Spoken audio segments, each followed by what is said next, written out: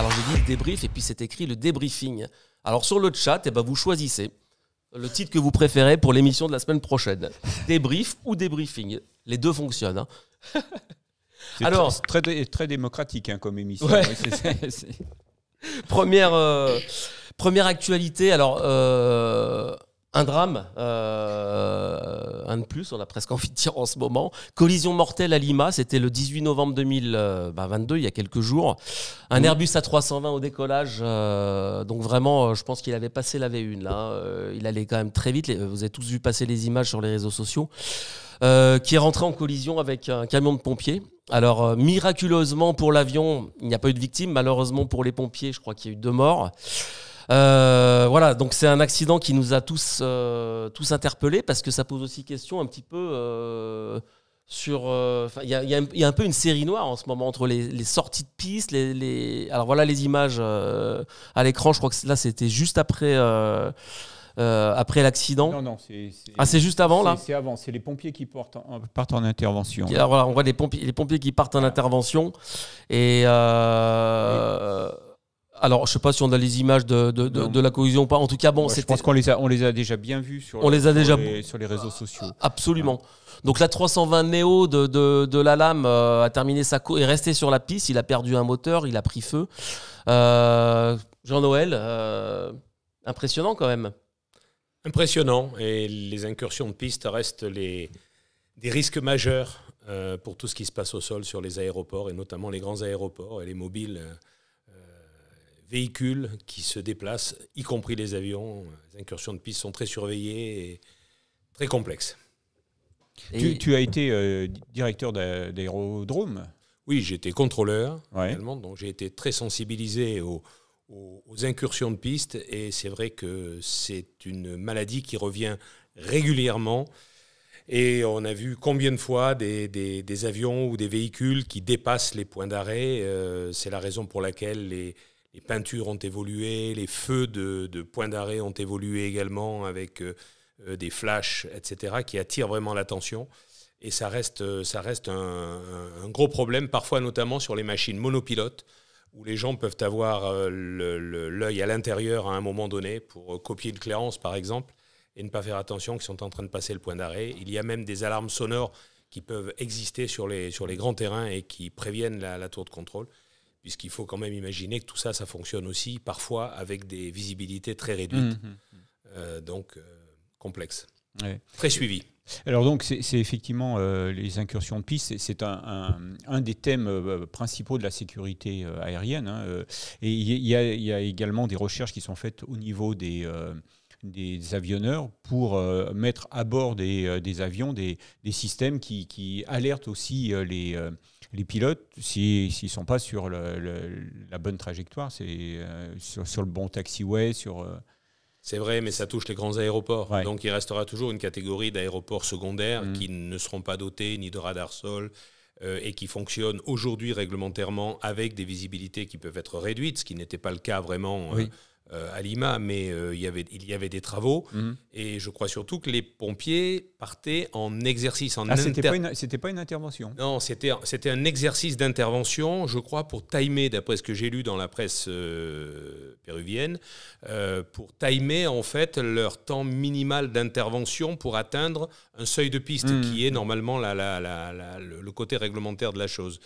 Et un véhicule, au lieu de tourner à droite sur une bretelle parallèle à la piste, est allé tout droit. D'accord, voilà. D'accord. Et quand on est au sol, on a les yeux qui sont très bas, même dans un camion de pompiers, et se tromper est très facile, et encore plus quand il y a des visibilités faibles. Alors, comme le disait Jérôme, on assiste là depuis cet été à une série d'accidents d'avions. Il y a eu donc une série de sorties de piste, dont 2 en France, ce qui est assez rare quand même. Du moins, les sorties de piste, c'est quelque chose qui existe dans le transport aérien. En France, c'est quand même assez exceptionnel à ce niveau-là quand même. Il y a eu la semaine dernière, c'était aussi un ATR qui lui en Tanzanie a raté son atterrissage et il s'est posé un peu trop tôt. Alors il semblerait que les conditions météo étaient pas bonnes. Là, cette fois-ci, ce sont les pompiers qui se trompent de bretelles, apparemment. Alors, il ne s'agit pas pour nous de préjuger de ce qui s'est passé. Ce n'est pas du tout ça ce que je veux dire.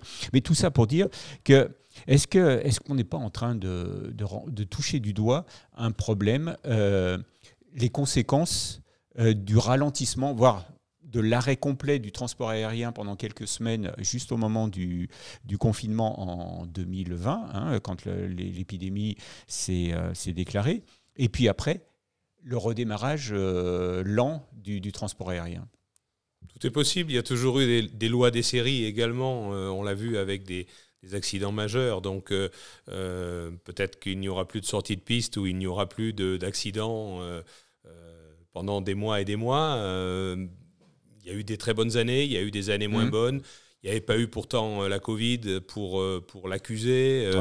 Je crois que les procédures, d'une manière générale, ont évolué au fil des années parce que ces sorties de piste étaient beaucoup plus faciles à réaliser, on va dire, à une époque, notamment toutes les époques des approches à vue, etc.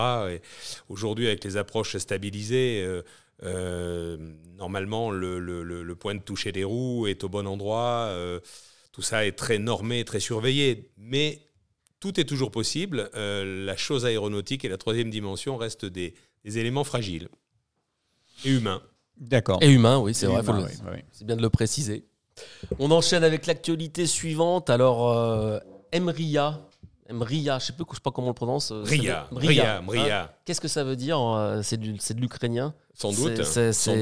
La traduction, c'est rêve. Rêve, ouais. Alors, tous ceux qui rêvent de revoir voler l'Antonov 255, 225. Qui, pour rappel, merci Gilles, a été détruit le 24 février dernier. Tout le monde, on connaît les raisons. Hein. La guerre venait tout juste de débuter en Ukraine. Antonov devrait mobiliser 500 millions d'euros pour le reconstruire. Alors, pas l'avion détruit, parce qu'il existait une autre cellule qui était inachevée, je crois, à environ 30%. Et apparemment, ils ont fait l'annonce il y a quelques jours, ils auraient trouvé les fonds donc pour, à partir de cette cellule inachevée, reconstruire le plus gros avion du monde, avec ses 6 moteurs et ses quelques 36 roues, je crois, je ne sais plus exactement. Alors, ils vont reprendre quelques pièces qui n'ont pas été endommagées de l'ancien appareil. Et aussi en créer de nouvelles. Alors on espère évidemment qu'il va revoler un jour, enfin en tout cas qu'il va être reconstruit. Moi je l'avais vu, je crois que je l'ai vu qu'une fois dans ma vie, à propos de meeting, c'était au Bourget quand il est venu avec Bourran. Avec Bourran, oui. Ouais, ça c'était en 83 ou quelque chose comme ça. On a pas mal parlé de lui sur Aérobuzz, évidemment, pendant le Covid, parce qu'il a fait pas mal de ponts aériens, il s'est posé à Vatry, il est venu en France. Tout à fait, oui. Voilà. Ça fait rêver quand même dans un meeting aérien, l'Antonov. Si le numéro 2 revole un jour, tu le ferais venir dans un meeting Mais bien sûr, selon les normes réglementaires du jour et les études de sécurité qui vont bien. Oui, parce qu'une machine comme ça... Ça peut être quelque chose de très très beau à faire voir. Ouais. Bien sûr. On espère que ça se fera en tout cas. Voilà.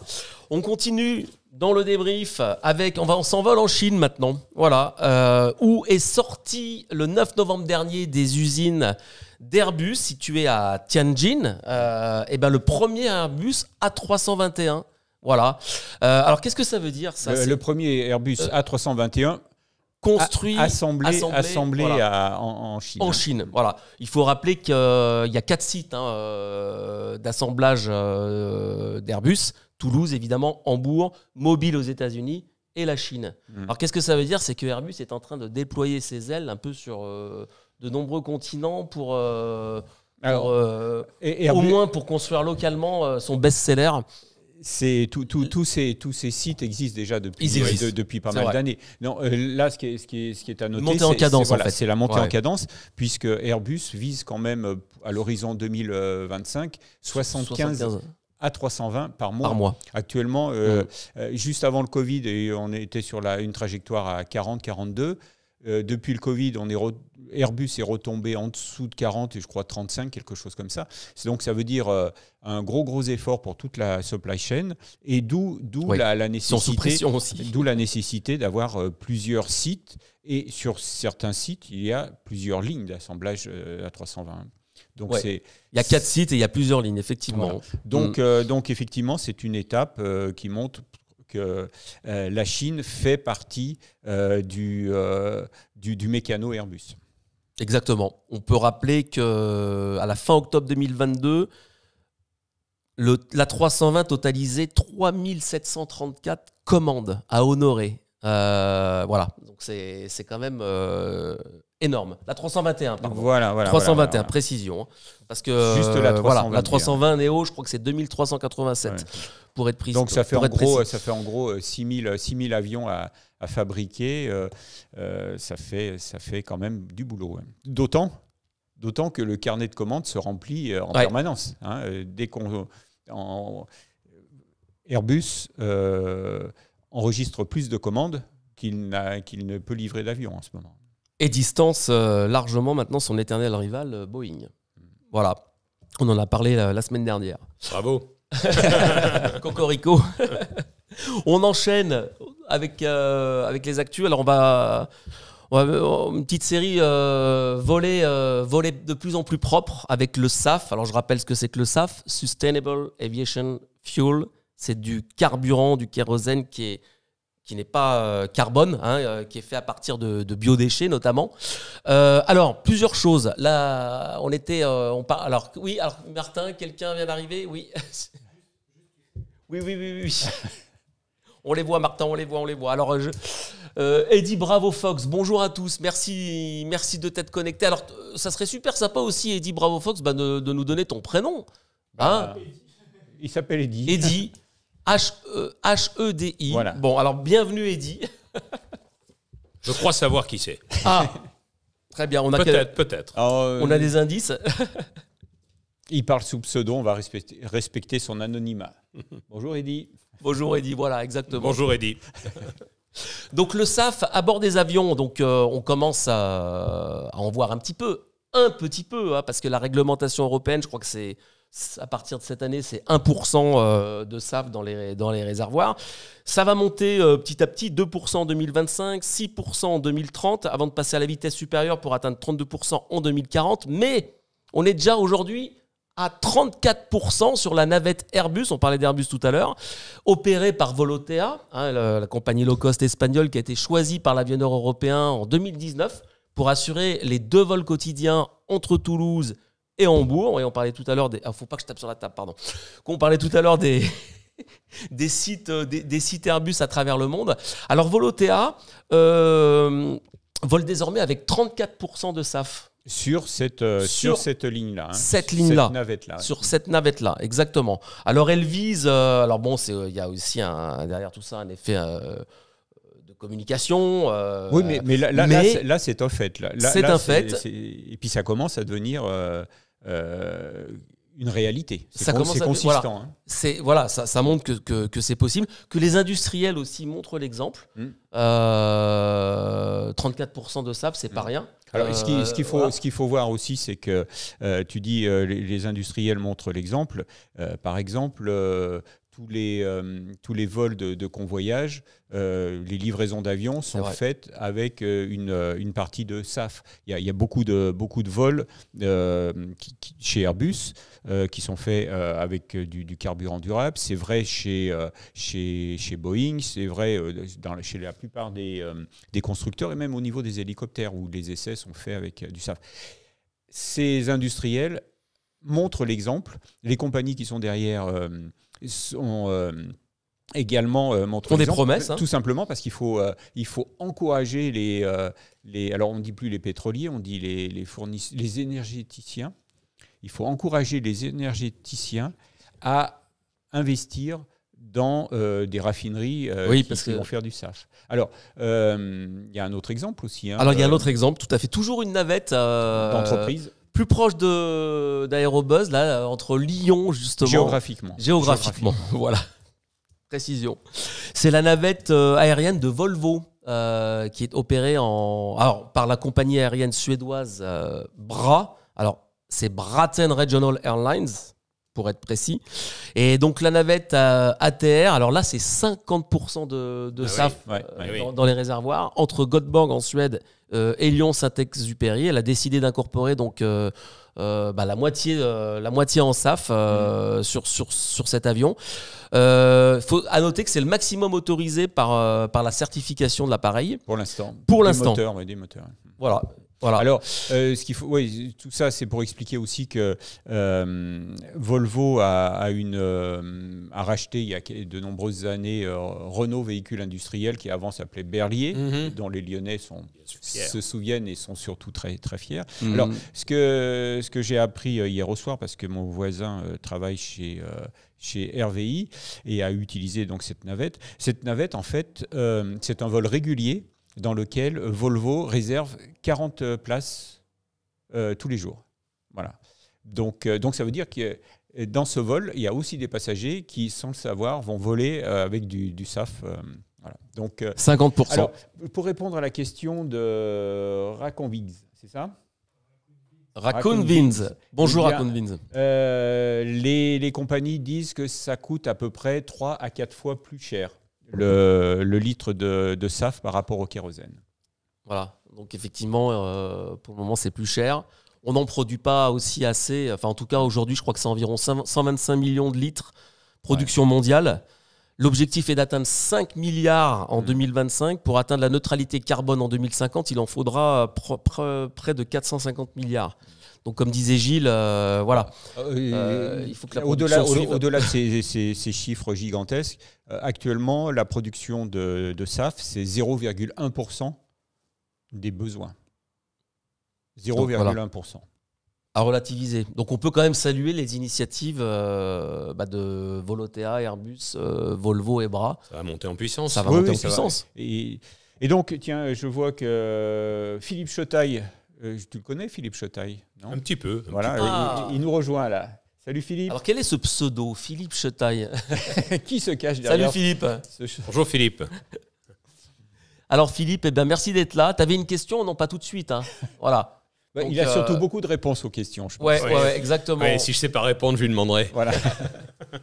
On salue aussi FreeFly30, alors qu'il nous a fait un coucou rapide. Il regardera l'émission en replay. Très bonne idée. Ouais. L'émission est aussi en replay. Voilà. Alors évidemment, on espère vous avoir en direct aujourd'hui jusqu'à la fin. Mais si vous voulez aussi revoir l'émission en replay, c'est possible. Ou les précédentes. Et les précédentes, évidemment. Sur la chaîne YouTube d'Aérobuzz. Voilà. On termine avec le SAF. Il y a un A330 MRTT qui a fait un vol 100% SAF récemment. Oui. Alors ça c'est... Voilà. Alors Frédéric Lerth, si tu peux te connecter pour nous en parler.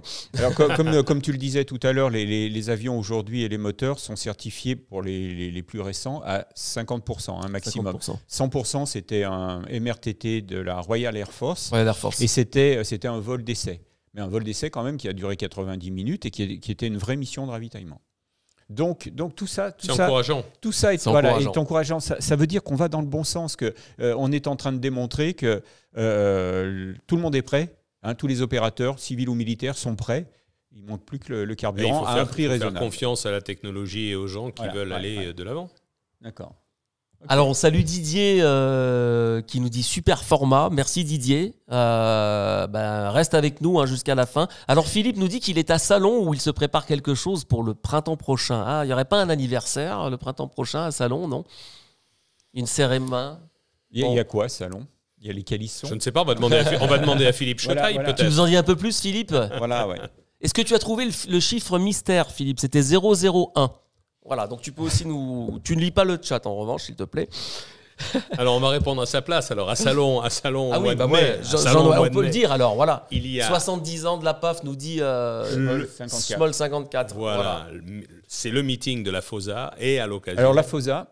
Oui. La FOSA, Fondation des œuvres sociales de l'air. Voilà. Et qui a son meeting annuel qui se tiendra à Salon, donc au mois de mai. Et à cette occasion-là, il y aura l'anniversaire de la Patrouille de France. Les 70 ans de la Patrouille de France, ce qui devrait être un bel anniversaire avec beaucoup de patrouilles, sans doute. Je ne sais pas. Alors là, je crois qu'il faut demander plutôt à la FOSA et à Philippe qui sont chargés de l'élaboration de ce plateau. Ouais.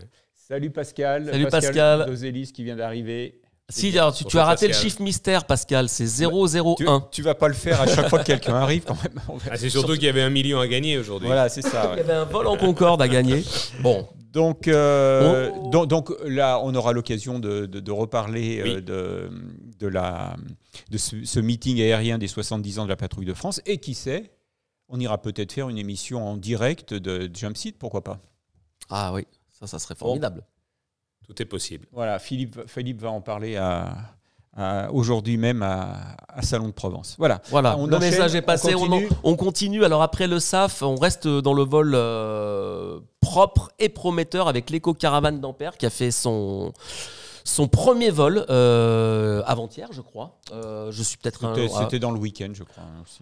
Alors l'éco-caravane, donc aux États-Unis, est propulsée par un système hybride électrique. Voilà. C'est ça, Gilles, c'est ça, entièrement intégré. C'est un avion régional de 9 places. Oui, alors donc le Caravane, c'est l'avion emblématique des pilotes de brousse.